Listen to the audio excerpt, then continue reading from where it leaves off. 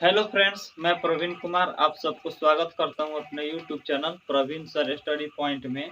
देखिए फ्रेंड्स, आज हम लोग समांतर श्रेणी पढ़ेंगे जो क्लास 10th का ये 5वां चैप्टर है। क्लास 10th का 5 पार्ट है समांतर श्रेणी, और इस पार्ट को हम लोग बहुत ही अच्छे ढंग से, बहुत ही अच्छे तरीके से पढ़ने जा रहे हैं।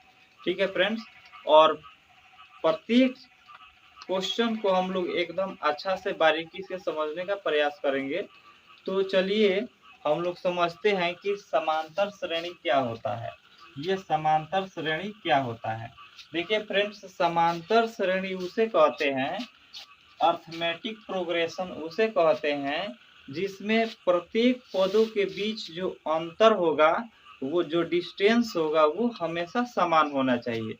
जैसे अगर हम यहाँ पर लिखे हैं 2, 4, 6, 8, 10, 12, 14।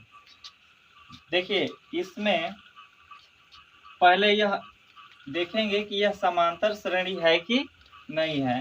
तो चलिए चेक करते हैं ये समांतर श्रेणी है कि नहीं है। हम क्या बोले हैं कि समांतर श्रेणी कब होगा? जब प्रत्येक पदों के बीच अंतर समान होना चाहिए। क्या होना चाहिए? समान होना चाहिए।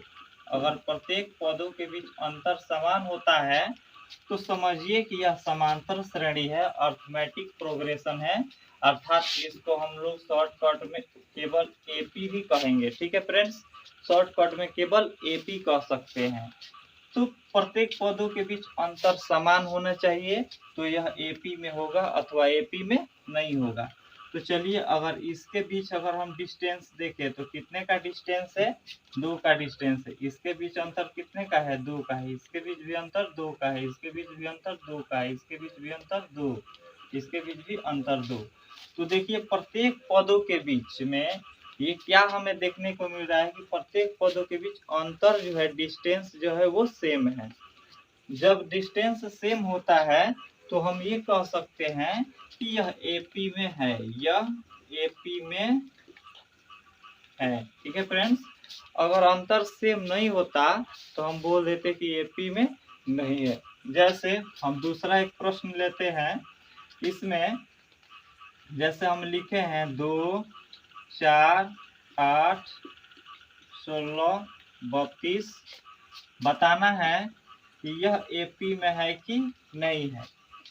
तो चलिए इसके पदों के बीच का थोड़ा सा डिस्टेंस देखें तो कितना कितना का डिस्टेंस हो रहा है। यहाँ पर देखिए कितना का डिस्टेंस है? 2 का। यहाँ कितने का डिस्टेंस है? तो यहाँ हमें डिस्टेंस 4 का दिखाई दे रहा है। यहाँ पर कितने का डिस्टेंस दिखाई दे रहा है?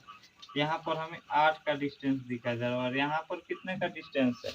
तो यहाँ पर 16 का डिस्टेंस दिखाई दे रहा है। तो क्या है, यह प्रत्येक पदों के बीच का जो अंतर, आपको 2 पदों के बीच का अंतर समान दिखाई दे रहा है? आप बोलेंगे कि नहीं, समान दिखाई नहीं दे रहा है। इन 2 पदों के बीच का अंतर 2 है, इसके बीच का अंतर 4 है, इसका बीच का अंतर 8 है और इसके बीच का अंतर 16 है। तो जब अंतर समान नहीं है तो हम लिख सकते हैं कि यह एपी में नहीं है, यह एपी में नहीं है। ठीक है फ्रेंड्स, अगर अंतर समान होगा तो एपी में होगा, अंतर समान नहीं होगा तो एपी में नहीं होगा। चलिए थोड़ा सा और हम कुछ समझने का प्रयास करते हैं, आगे आप लोग बताइएगा। जैसे अगर हम लिखे हैं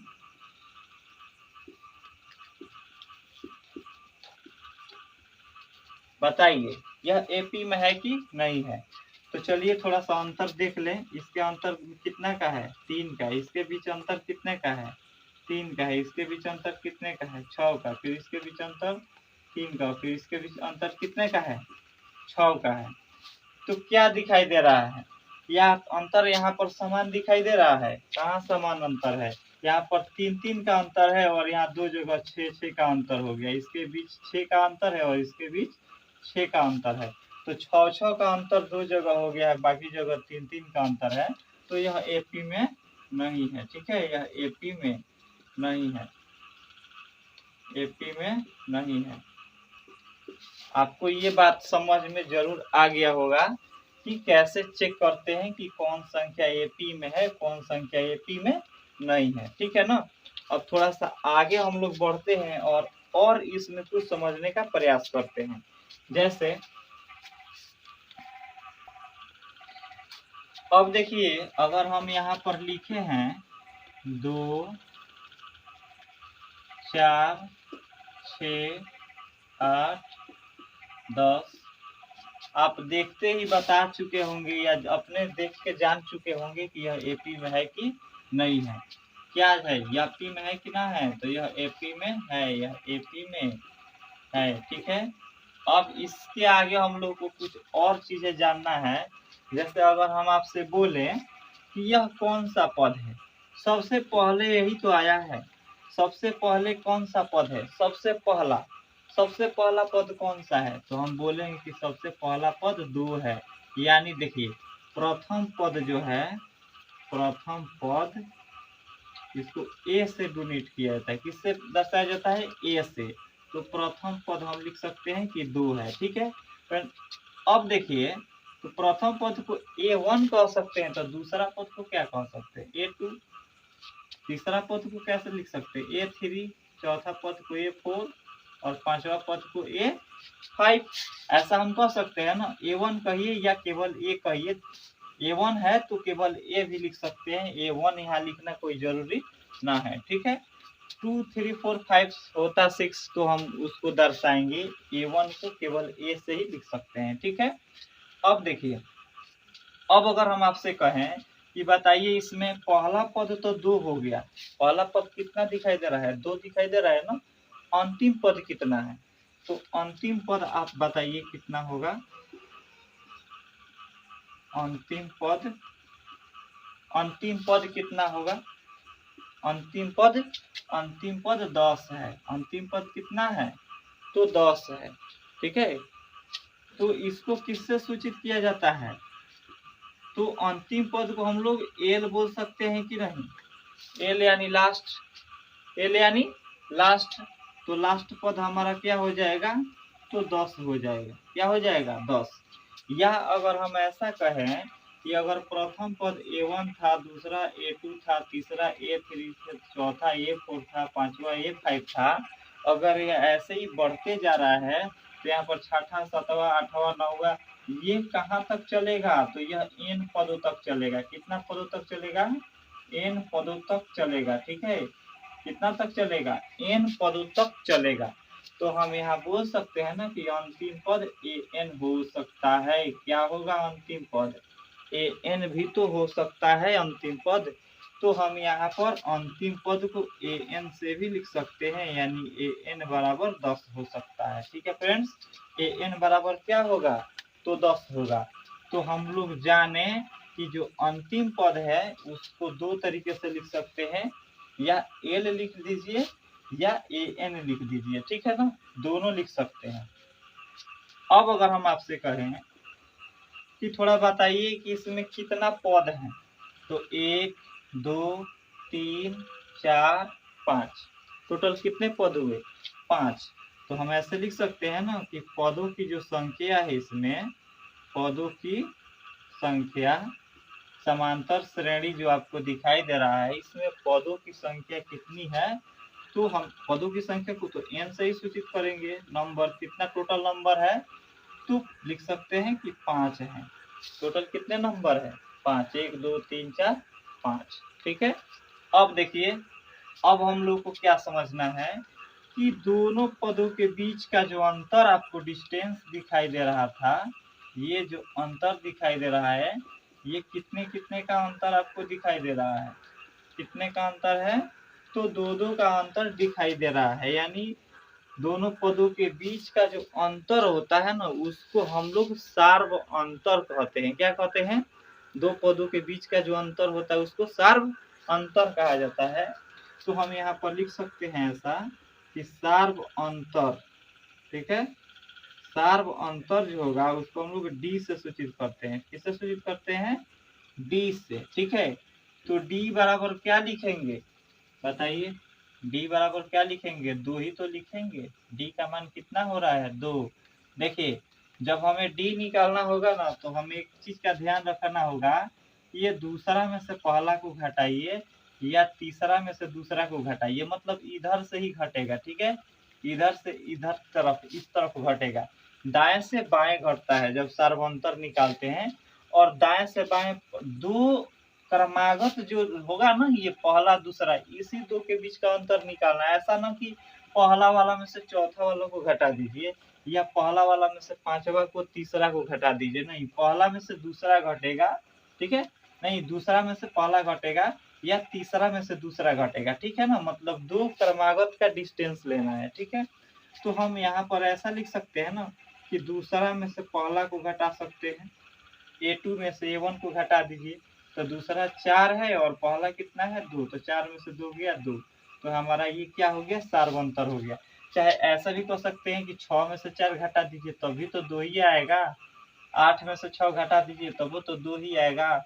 मतलब AP में है तो सभी पदों के बीच का जो डिस्टेंस है वो समान ही होता है, तो कहीं 2 का आप घटा सकते हैं, कहीं 2 को लेके घटा दीजिए, आपका सार्वंतर निकल जाएगा, ठीक है। अब देखिए हम लोगों को क्या जानना है,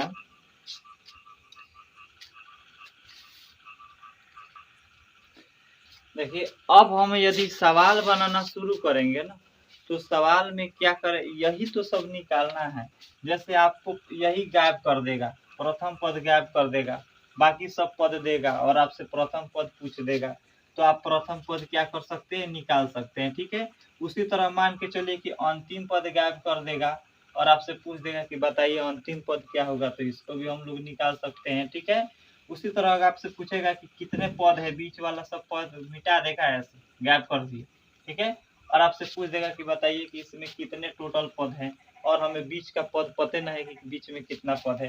जैसे मान चलिए ऐसा लिखा है कि 3, 6, 9, 12, ठीक है, और डॉट डॉट करके, और यहाँ पर आपको लिख दिया है 7, ठीक है।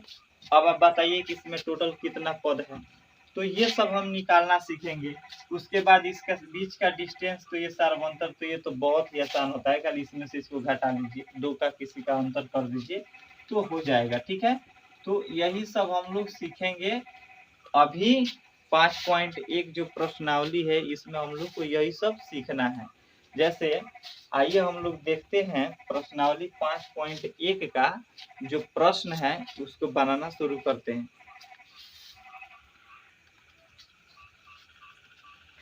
देखिए हम लोग प्रश्न को लिख बोर्ड पर देख रहे हैं। प्रश्नावली 5.1 का पहला प्रश्न है, जिसमें बोला गया है कि इसमें आपको बताना है कि यह AP में है कि नहीं है, ठीक है ना। AP में है कि नहीं है आपको ये बताना है। तो चलिए पहले क्वेश्चन को पढ़ते हैं, फिर पता चलेगा।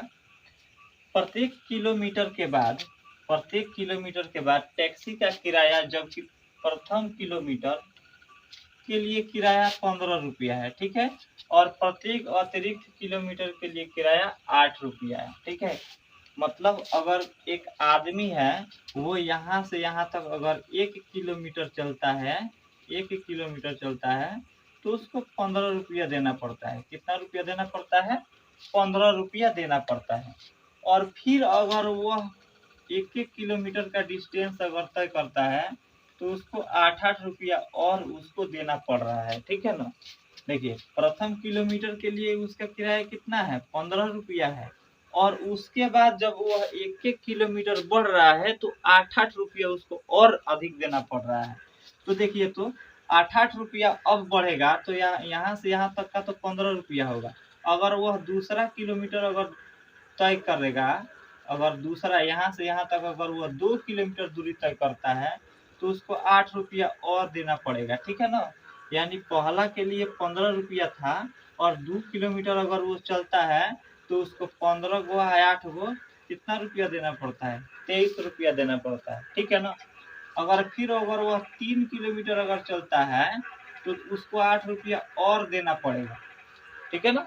8 रुपया अगर वह और देगा, तो पहले तो 23 रुपया दिया था, अगर 8 रुपया और देता है तो 23 और 8 कितना हो जाएगा, 31 रुपया।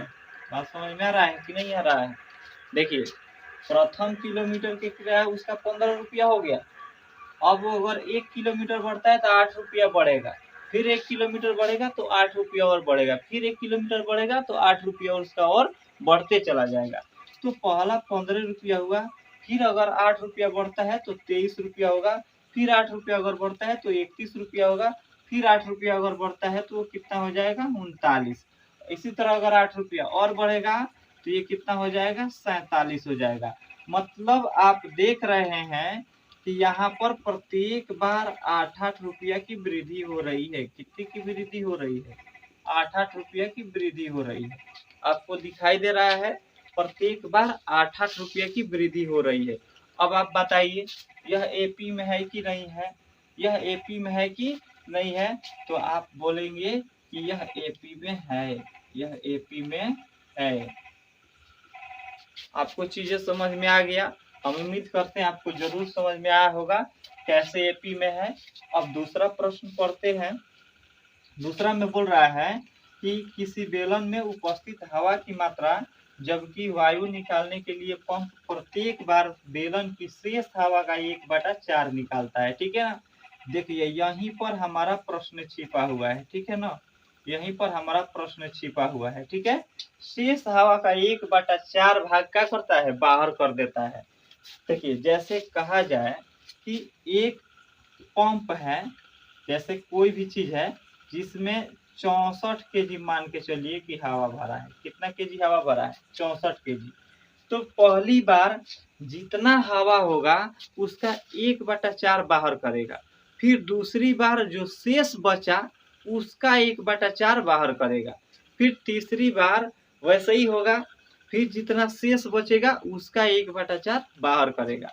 तो यहाँ पर देखिए जैसे 64 केजी है, 64 केजी अगर है किसी बर्तन में हवा और पंप से एक बार निकालते हैं तो 64 का 1/4 अगर बाहर हुआ तो ये कितना बाहर हो गया बताइए तो? यानी 16 केजी बाहर हुआ। कितना बाहर हुआ? 16 केजी बाहर हुआ। अब आपसे हम कहें कि शेष कितना बचा, तो आप बोलेंगे शेष कितना बचा, तो 64 में से 16 चला गया तो शेष कितना बचा? 48। शेष 48 बचा। अब फिर दूसरी बार क्या करेगा? जो शेष हवा है उसका 1/4 बाहर निकाल देगा। तो शेष का अगर 1/4 बाहर निकलता है तो 12 अब बाहर निकालेगा। कितना बाहर निकालेगा? 12 केजी बाहर निकालेगा। बात समझ में आ रहा है? अब कितना बचा बताइए तो? अब शेष कितना बचा? अब शेष कितना बचा? तो पहले 48 था तो अब 12 बाहर निकल गया, तो अब शेष कितना बचा? तो देख लीजिए घटा के 48 में से 12 गया, कितना बचा आपका? बताइए। 48 में से 12 घटा तो शेष कितना बचा? 36 बचा। तो फिर 36 का 1/4 बाहर निकालेगा। बात समझ में आ रहा है ना? 36 का 1/4 बाहर निकालेगा। देख लीजिए कहीं गलती तो नहीं हम लोग कर रहे हैं। पहले 64 का 1/4 बाहर निकाला तो 16 का 64, ठीक है। अब 64 में से 16 गया, कितना बच गया? 48 बचा। और फिर 48 का 1/4 यानी 12 चौक 48। अब शेष कितना बचा? तो 48 में से 12 घटा लीजिए, 8 में से 6, 8 में से 2 गया 6 और 4 में से 1 गया 3, ठीक है। अब शेष 36 बचा है ना। अब 36 का 1/4 करेंगे तो 9 चौका 36, ठीक है ना। कितना बाहर कर दिया? 9 केजी बाहर किया। कितना केजी बाहर किया? 9 केजी। अब आप बताइए कि जो हवा बाहर हो रहा है क्या प्रत्येक बार समान हो रहा है? पहले देखिए 16 केजी बाहर हुआ था, दूसरी बार 12 केजी हुआ और तीसरी बार 9 केजी हुआ। तो ये अलग अलग हो रहा है, ठीक है ना। ये समान नहीं हो रहा है, अलग अलग बाहर हो रहा है। हवा की जो मात्रा है वो सब अलग अलग है, ठीक है। तो हम यहाँ बोल सकते हैं कि यह एपी में नहीं है, यह एपी में नहीं है, ठीक है ना। एपी में नहीं है क्योंकि यहाँ पर हवा की जो मात्रा है वो प्रत्येक बार समान नहीं हो रहा है बाहर, ठीक है। अब देखिए तीसरा प्रश्न है, इसको हम लोग समझने का प्रयास करते हैं। तीसरा में बोल रहा है कि प्रत्येक मीटर की खुदाई के बाद एक कुआं खोदने में आई लागत, जबकि प्रथम मीटर खुदाई की लागत 150 रुपया है और बाद में प्रत्येक मीटर खुदाई की लागत 50 रुपया बढ़ती जाती है, ठीक है ना। बात समझ में आया कि ना आया? ना आया तो घबराने की कोई जरूरत ना है, हम आपको समझाते हैं, ठीक है ना। नहीं आया है तो घबराने की कोई जरूरत ना है, हम आपको समझा रहे हैं कि क्या बात है, ठीक है। चलिए, चिंता मत कीजिए, सारी चीजों को हम अच्छा से क्लियर करा देंगे। क्वेश्चन में बोल रहा है 3 नंबर में कि देखिए, जब खुदाई हो रहा है ना, तो मान के चलिए कि एक डिस्टेंस है कि वहां तक अगर हम खुदाई करते हैं तो हमको 150 रुपया देना है, ठीक है ना। 150 रुपया देना है, और उसके बाद अगर 1-1 मीटर खुदाई अगर हम करते जाते हैं नीचे, तो उसका 50-50 रुपया बढ़ते जाएगा, ठीक है। मतलब पहली बार 150 रुपया लगेगा, 150 रुपया देना है। फिर अगर हम दूसरा मीटर में अगर हम जाते हैं, दूसरा मीटर में पहला 1 मीटर के लिए 150 दे दिए, दूसरा मीटर में अगर हम जाते हैं तो हमको 50 रुपया और अधिक देना पड़ेगा, यानी 50 और देंगे तो हम कितना दे देंगे, 200 रुपया देंगे। फिर अगर तीसरी बार अगर हम मतलब 3 किलोमीटर की अगर खुदाई करते हैं तो फिर 50 बढ़ा के देना पड़ेगा, यानी 250 रुपया देना पड़ेगा। चौथी बार फिर इसी तरह 50 बढ़ा के देना पड़ेगा, यानी 300 रुपया देना पड़ेगा, ठीक है ना। तो आप क्या देख रहे हैं कि यहाँ पर प्रत्येक बार 50-50 रुपया का तो वृद्धि हो रहा है, प्रत्येक बार 50-50 रुपया का वृद्धि हो रहा है। तो हम बोल सकते हैं ना कि यह एपी में है, यह एपी में है, ठीक है ना, यह एपी में है। क्या है, यह एपी में है। अब देखिए, चौथा प्रश्न को हम लोग बहुत अच्छा से समझने का प्रयास करेंगे, क्योंकि जो चौथा प्रश्न है यही थोड़ा सा इसमें मुश्किल ऐसा आपको लगेगा, लेकिन हम आपको मुश्किल लगने नहीं देंगे। बस आप डटे रहिए, अड़े रहिए, तब देखिए कमाल, ठीक है। प्रश्न है कि खाते में प्रत्येक वर्ष का मिश्रधन जबकि 10,000 रुपये की राशि 8% वार्षिक दर से चक्रवृद्धि ब्याज पर जमा की जाती है। कौन सा ब्याज बोल रहा है, ब्याज कौन सा बोल रहा है, चक्रवृद्धि ब्याज बोल रहा है। कौन सा ब्याज बोल रहा है, चक्रवृद्धि ब्याज। तो आप पहले समझिए कि चक्रवृद्धि ब्याज और साधारण ब्याज क्या होता है। चक्रवृद्धि ब्याज और साधारण ब्याज क्या होता है, इसको पहले आप समझ लिए, फिर आपको सवाल समझ में आ जाएगा। देखिए, साधारण ब्याज जो होता है, साधारण ब्याज, जो साधारण ब्याज होता है, इसको एकदम साधारण सिंपल समझिए, इसमें कोई ज्यादा सोचने की जरूरत ना है, एकदम साधारण है। साधारण नाम है इसका, इसी से लग रहा है ये साधारण है लोगों, ठीक है। जैसे आपको कहा जाए कि कोई आदमी है, वो 100 रुपया लेता है ब्याज के रूप में, मूलधन के रूप में 100 रुपया अगर किसी से वो लिया, ठीक है ना। कितना रुपया लिया, 100 रुपया। वो मूलधन कितना रुपया लिया, 100 रुपया, ठीक है। और वो रेट कहता है कि हम 10% रेट देंगे, ठीक है। 10% का मतलब होता है कि 100 रुपया पर 10 रुपया वो ब्याज देगा, ठीक है ना। और टाइम जो है उसका, वो मान के चलिए कि 1 साल के लिए है, ठीक है ना, 1 साल के लिए है। यानी वह आदमी जो है 100 रुपया पर 10 रुपया ब्याज 1 साल पर देगा, ठीक है।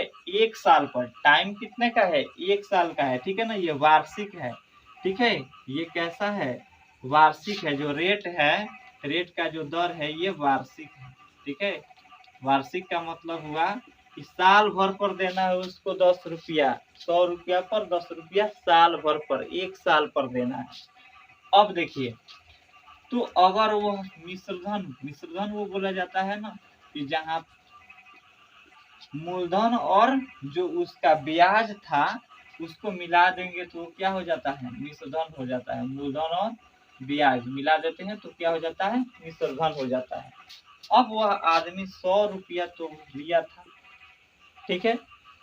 10 रुपया वो क्या दिया, ब्याज दिया, 10%, 100 रुपया पर 10 रुपया 1 साल के लिए, तो 10 रुपया ब्याज दिया, तो वो टोटल धन कितना दे दिया, 110 रुपया, ठीक है। अगर वह 2 साल के लिए रखता, 2 साल के लिए रखता, तो 10 रुपया पहला साल और 10 रुपया दूसरा साल, यानी वह 20 रुपया देता, ठीक है ना। तो 120 हो जाता। अगर वह 3 साल के लिए रखता है तो 10 रुपया और बढ़ा के देता है, यानी 30 हो जाता है। ठीक है ना। जैसे मान के चलिए कि हम लोग ऐसे महीना पर ब्याज लेते हैं, पैसा लेते हैं, जैसे 100 रुपया लिए और बोले कि हम आपको 1 महीना के बाद लौटाएंगे, तो 1 महीना पर 10 रुपया देना होता है। तो अगर 1 महीना पर अगर हम 10 रुपया देते हैं तो हमारा कितना हुआ, 110 रुपया देना पड़ेगा टोटल। अगर हम 2 महीना पर देते हैं तो 10 रुपया इस महीने का और 10 रुपया उसके अगले महीने का, यानी 10-10 20 रुपया एक्स्ट्रा देना पड़ेगा। अगर हम 3 महीना पर देते हैं तो 30 रुपया एक्स्ट्रा देना पड़ेगा। तो ये 10, 20, 30, 40 समान साधारण ब्याज चलता है। ठीक है। तो इसी को बोला जाता है साधारण ब्याज, सिंपल इंटरेस्ट। मतलब प्रत्येक बार ब्याज की जो रेट है वो हमेशा बराबर चलता है। ठीक है। अब देखिए, जो चक्रवृद्धि ब्याज होता है इसमें क्या होता है, चक्रवृद्धि ब्याज में क्या होता है इसको समझिए। चक्रवृद्धि ब्याज, चक्रवृद्धि चक्रवृद्धि होता है कि चक्रवृद्धि होता है, चक्रवृद्धि क्या होता है, चक्रवृद्धि होता है, चक्रवृद्धि ब्याज। चक्रवृद्धि ब्याज क्या होता है, जिसको हम लोग कंपाउंड इंटरेस्ट कहते हैं। क्या कहते हैं, कंपाउंड इंटरेस्ट। ये क्या होता है थोड़ा सा इसको समझिए, यही मेन है। इसमें क्या होता है कि कोई आदमी 100 रुपया अगर लिया है मूलधन के रूप में, कितना रुपया लिया है, 100 रुपया, और अगर वो कहता है कि हम रेट आपको 10% देंगे, रेट परसेंट कितना होगा, 10 होगा। ठीक है। रेट परसेंट 10, और 1 साल के लिए देता है। कितना साल के लिए, उसका जो टाइम है वह 1 ईयर के लिए, 1 साल के लिए। ठीक है। मतलब वार्षिक है, ये जो है ना वार्षिक है। क्या है, वार्षिक है। अब देखिए, अगर वह 10 रुपया 100 रुपया लिया है और 1 साल के लिए लिया है 10% के दर से, तो वह पहला साल अगर वो देता है, अगर उस आदमी को लौटा देता है पैसा, तो उसका मिश्रधन कितना होगा, 100 प्लस 10 यानी 110 रुपया। मतलब 100 रुपया उसका मूलधन था जो लिया था, और 10 रुपया उसका ब्याज है। कितना है, ब्याज है उसका 10 रुपया। तो कितना हो गया टोटल, 110 रुपया। लेकिन अगर वह पहला साल नहीं लौटाता है, अगर वह दूसरे साल लौटाता है, ठीक है, दूसरे साल अगर वह लौटाता है, पहले साल नहीं लौटाया, तो अब उसका जो साधारण ब्याज जोड़ा जाएगा, वो साधारण ब्याज इस 100 रुपया पर नहीं जोड़ा जाएगा, इस 110 रुपया पर जोड़ा जाएगा। यानी 1 महीने का जो ब्याज था, सॉरी साधारण ब्याज हम गलती से बोल दिए हैं, यहाँ पर चक्रवृद्धि ब्याज का बात चल रहा है। तो पहले हम 1 महीने का जो चक्रवृद्धि ब्याज जो होता है वो तो सेम वही होता है जो साधारण ब्याज होता है, उसी टाइप का। ठीक है। लेकिन जब दूसरा महीना का बात आता है, तो दूसरा महीना में क्या होता है कि मूलधन जो लिए हैं वो नहीं रहता है, साधारण जो उसका साधारण ब्याज कहे या चक्रवृद्धि ब्याज जो भी कहिए, 1 साल तो सेम ही रहता है, तो वह इसमें जुट जाता है। यानी अब हम कहेंगे कि हम 100 रुपया नहीं लिए हैं, हम 110 रुपया लिए हैं। कितना रुपया लिए हैं, 110 रुपया लिए हैं। और इस 110 रुपया पर 10%, 110 रुपया का 10% ब्याज लिया जाएगा। अब बताइए तो 110 रुपया का 10% ब्याज होगा तो कितना रुपया ब्याज होगा, 11 रुपया होगा कि ना होगा, 11 रुपया होगा कि ना होगा। तो अगर कोई आदमी दूसरा साल अगर लौटाएगा रुपया, दूसरे साल लौटाएगा, तो उसको कितना पैसा लौटाना पड़ेगा, कितना लौटाना पड़ेगा बताइए। तो 110 रुपया समझिए कि वो पैसा लिया है, 110 रुपया, 100 रुपया ना, 110 रुपया, और प्लस 11 रुपया उसका ब्याज। तो 110 और 11 कितना हो गया, 121 रुपया उसको लौटाना पड़ेगा। कितना रुपया लौटाना पड़ेगा, 121 रुपया। जबकि हम साधारण ब्याज में देख रहे थे कि पहला साल 100 रुपये, मतलब पहला साल 1 साल में उसको 110 लौटाना था। अगर 1 साल में नहीं देता है, दूसरा साल देता है तो 10 और बढ़ जाएगा, 120 लौट आएगा। अगर तीसरा साल देता है तो 130 लौट आएगा, अगर चौथा साल देता है तो 140 लौट आएगा। ठीक है ना, ऐसे 10-10 रुपया बढ़ रहा था। लेकिन यहाँ पर वैसा नहीं हो रहा है। यहाँ पर आप देख रहे हैं ना कि मूलधन में ब्याज जोड़ के और फिर उसका ब्याज निकाला जा रहा है।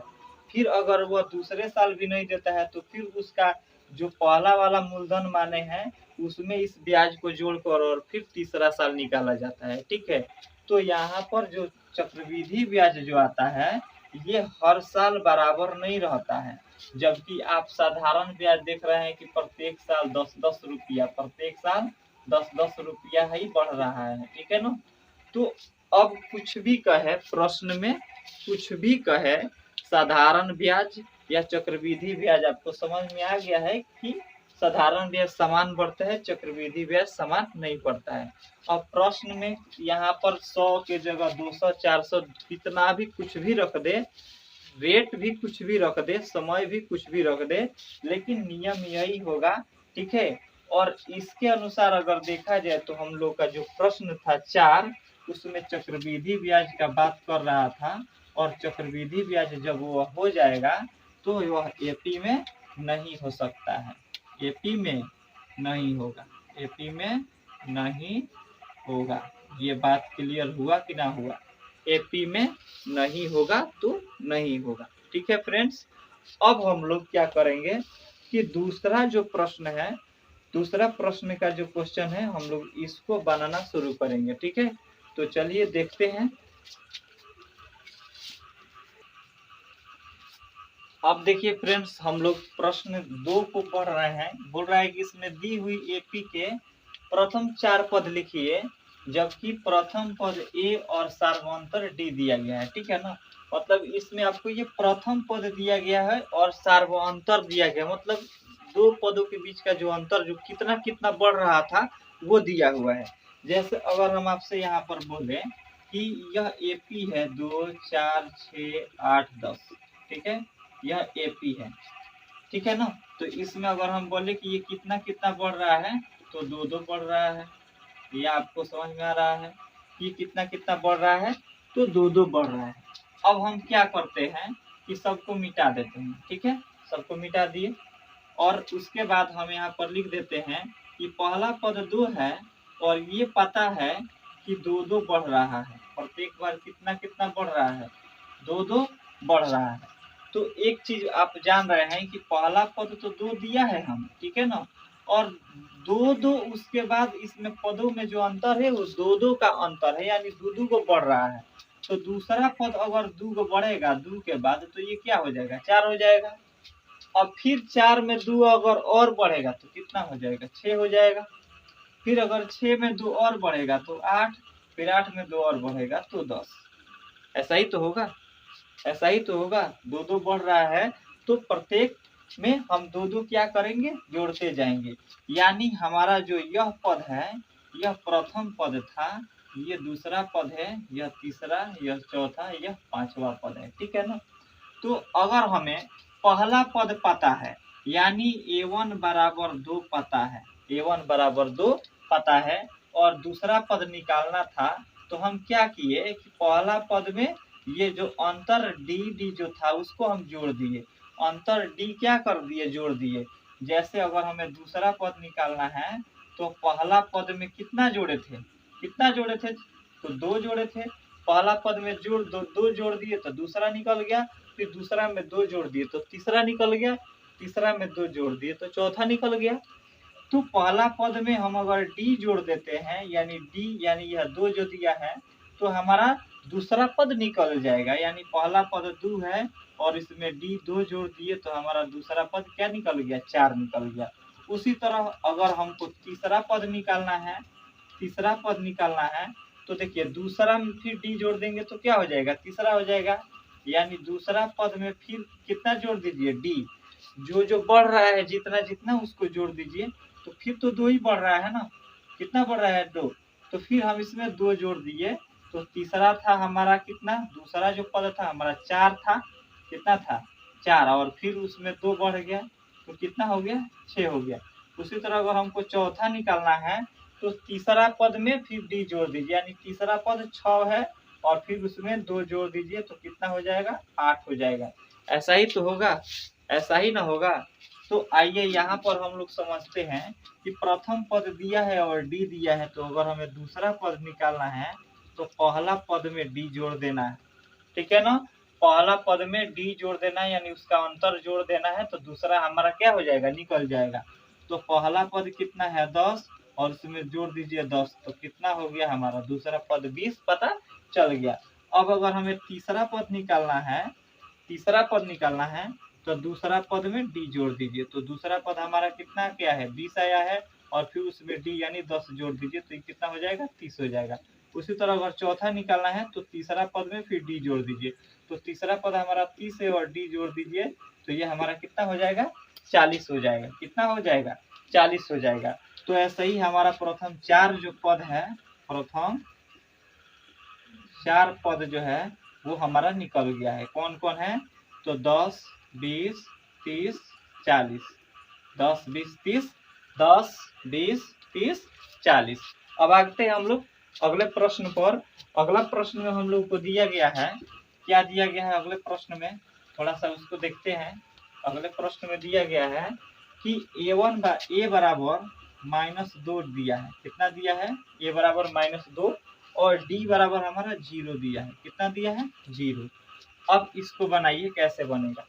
तो चलिए पहला पद तो दिया है और सार्वंतर भी उसका दिया है। अब अगर हमें दूसरा निकालना है तो हमें तो यही पता था कि पहला में क्या जोड़ देना है, डी जोड़ देना है। पहला पद जो है उसमें डी जोड़ दीजिए, डी जोड़ दीजिए, यानी कितना कितना बढ़ रहा है जोड़ दीजिए, तो दूसरा निकल जाएगा। दूसरा में डी जोड़िए, तीसरा, तीसरा में डी जोड़ दीजिए, चौथा, ऐसे ही तो निकलेगा। तो पहला पद हमको -2 पता है और डी कितना है 0, जोड़ेंगे तो -2 ही रहेगा। तीसरा पद अगर निकालना है तो दूसरा पद में डी जोड़ दीजिए, तो दूसरा पद हमारा पहले से है -2 और डी जोड़ दीजिए कितना 0, तो हम हो गया हमारा -2।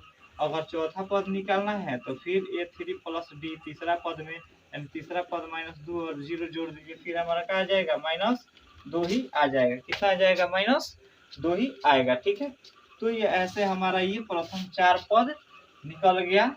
लिख सकते हैं प्रथम चार पद बराबर -2 -2 -2 -2। ठीक है, अब हम लोग बढ़ते हैं अगला प्रश्न, जिसमें a बराबर 4 दिया है और d बराबर -3 दिया है। तीसरा में इसी का 3 नंबर, a बराबर दिया है 4 और d बराबर दिया है -3। a बराबर दिया है 4 और d बराबर क्या दिया है -3। तो अगर हमें पहला पद पता है, दूसरा पद निकालना है, तो पहला पद में क्या जोड़ना है, डी जोड़ना है। पहला पद में क्या जोड़ना है, डी, यानी उसका अंतर। पहला पद में डी जोड़ दीजिए, दूसरा निकल जाएगा। तो पहला पद 4 है, डी जोड़ दीजिए -3, तो देखिए तो 4 -3 यानी कितना हो जाएगा, 4 प्लस माइनस तो माइनस होता है, 4 में से 3 गया, हमारा क्या हो गया 1 आ गया। अब अगर हमें तीसरा पद निकालना है तो दूसरा पद में डी जोड़ दीजिए, दूसरा पद, तो दूसरा पद हमारा कितना निकल के आया है 1, और डी कितना जोड़ना है -3, डी कितना जोड़ना है -3। अब यह हो गया 1 प्लस माइनस क्या होता है -3, 1 में से 3 गया, कितना हुआ -2। इसी तरह अगर a4 निकालना है तो a3 में डी जोड़ दीजिए, a3 का मान हमारा कितना आया है -2 आया है, और डी का मान कितना है -3 है, तो ये हो गया हमारा -5 हो गया। ठीक है फ्रेंड्स, तो इस तरह इसमें भी हमारा प्रथम जो है, प्रथम चार पद जो निकल कर आया है वो कौन कौन सा है, तो 4 हो गया, 1 हो गया, -2 हो गया और 5 हो गया। ठीक है, 4 1 -2 और -5। ठीक है फ्रेंड्स, तो ये हम लोग का तीसरा प्रश्न था। इसी तरह अगर चौथा प्रश्न को हम लोग देखें तो चौथा प्रश्न में आप लोग इसको वीडियो को रुका कर और क्वेश्चन को साथ साथ बना लीजिएगा, देख लीजिएगा कैसे बन रहा है, उसको आप लोग उतार लीजिएगा साथ साथ। ठीक है फ्रेंड्स, चलते हैं अगला प्रश्न पर, ध्यान दीजिए। अगला प्रश्न बोल रहा है 4 में कि 4 में बोला है कि a बराबर -1, ठीक है, और d बराबर दिया है 1/2। ठीक है, और पांचवा में बोला है कि a बराबर 1.25 -1.25 और d बराबर दिया है -0.25। ठीक है, तो चलिए देखते हैं इसको भी। ये पहला पद है a, यानी पहला पद, हमें दूसरा पद निकालना है, तो पहला पद में क्या जोड़ना पड़ेगा, डी जोड़ना पड़ेगा, तो दूसरा पद निकल जाएगा। पहला पद में डी जोड़ दीजिए, दूसरा में डी जोड़ दीजिए, तीसरा में डी जोड़ दीजिए, चौथा ऐसे ही तो निकलेगा। तो पहला पद हो गया हमारा -1, इसमें जोड़ना है कितना, 1/2। ठीक है, कितना जोड़ना है, 1/2। अब आधा में से एक वो घटेगा तो हमारा कितना बचेगा, तो आधा बचेगा माइनस में। ठीक है, आप इसको बटा करके जोड़ करके बना के देख लीजिएगा। तीसरा जो होगा हमारा A2 + D हो जाएगा। तीसरा पद निकालेंगे कैसे, दूसरा में D जोड़ना है, तो दूसरा हो गया हमारा आधा और D हो गया फिर हमारा आधा, तो ये कट के क्या हो गया, 0। कि यह माइनस में आधा है, ये प्लस में आधा है, क्या हो गया, 0। अगर इसी तरह हमको चौथा पद निकालना है तो A3 + D लिखना पड़ेगा। A3 का जो मान है हमारा 0 आया है और D का मान कितना है, 1/2, तो ये हमारा हो गया 1/2। तो इस तरह हमारा इसका प्रथम चार पद जो है वो क्या क्या आया है, तो पहला तो हमारा -1 है, दूसरा -1/2 है, तीसरा 0 है और चौथा 1/2 है। ठीक है फ्रेंड्स, अगला प्रश्न देखते हैं। 5 नंबर आपको बोर्ड पर दिखाई दे रहा है। इसमें प्रथम पद दिया है -1.25 और डी दिया है -0.25। ठीक है, तो इसको देखिए, यहाँ पर हम लोग को ये प्रथम पद दिया है, दूसरा पद निकालना है। तो दूसरा पद निकालने के लिए हम लोग क्या करेंगे, पहला पद में डी जोड़ देंगे, यहाँ पर भी तो वही करेंगे, पहला पद में डी जोड़ देंगे, दूसरा पद निकल जाएगा। तो पहला पद है -1.25। ठीक है, इसमें डी जोड़ दीजिए कितना, तो -0.25। ठीक है, तो प्लस माइनस तो यहाँ पर माइनस ही होगा, यानी -1.25 और फिर -0.25। ठीक है, यानी ₹1.25 और फिर हमारा 25 पैसा, यानी हो गया हमारा ये माइनस में ₹1.5। माइनस में कितना हो गया, 1.5 हो गया, कितना 1.50। ठीक है फ्रेंड्स, अब अगर हमको A3 निकालना है तो हम क्या करेंगे, A2 में D जोड़ देंगे, A2 का मान कितना है, -1.50। ठीक है, और D का मान कितना है, -0.25। यही तो है, तो ये हमारा कितना हो जाएगा, 1.5 और आधा, मतलब ये आधा नहीं 1.5 और ये 25 है, तो ये हमारा 75 हो जाएगा, -1.75 हो जाएगा। इसी तरह अगर हमारा A4 निकालना है तो A3 + D हो जाएगा, और A3 का मान -1.75 और D का मान हो गया आपका 0.25। ठीक है, तो ये हमारा कितना आ जाएगा, 2 आ जाएगा। कितना आएगा, 2 आएगा ना। तो इस तरह हम बोल सकते हैं यहाँ पर ना कि इसका प्रथम 4 पद जो है हमारा, प्रथम 4 पद जो हमारा निकल कर आया है वह -1.25। ठीक है, उसके बाद यहाँ देख लीजिए -1.50, फिर -1.75, फिर हमारा क्या हो गया, 2 हो गया। तो इस तरह हम यहाँ पर देखें, दूसरा का जो है एक पद दिया था और उसका सार्वंतर दिया था, तो हम लोग दूसरा पद, तीसरा, चौथा पद, इसी तरह आगे भी और भी कहे अगर तो निकाल सकते हैं, 5, 6, 7 जितना कहेगा उतना पद हम लोग निकाल सकते हैं। ठीक है फ्रेंड्स, अब हम लोग बढ़ते हैं। अगला प्रश्न है 3 नंबर। इसको थोड़ा सा, ये बहुत ही आसान है, इसको हम लोग 2 मिनट में ही समझ लेंगे, तो भागिएगा मत, बने रहिए, डटे रहिए। अगर डटे रहते हैं तो समांतर श्रेणी जो है आपकी मुट्ठी में होगा, अगर भाग जाते हैं तो ये फिर समझिए कि आपके हाथ में नहीं रहेगा। ठीक है फ्रेंड्स, तो डटे रहिए, मात्र 2 मिनट में हम आपको समांतर श्रेणी का जो है 5.1 का लगभग 3 तक तो हम क्लियर करा ही देंगे, और अगले वीडियो में हम लोग इसके आगे 4 से पढ़ेंगे। ठीक है फ्रेंड्स, तो चलिए अगला प्रश्न को हम लोग देखते हैं। अब देखिए फ्रेंड्स, जो तीसरा प्रश्न है इसमें हम लोग को केवल यही कहा है ना कि प्रथम पद और सार्वंतर लिखना है। ठीक है फ्रेंड्स, निम्नलिखित में प्रत्येक एपी के लिए प्रथम पद और सार्वंतर लिखिए।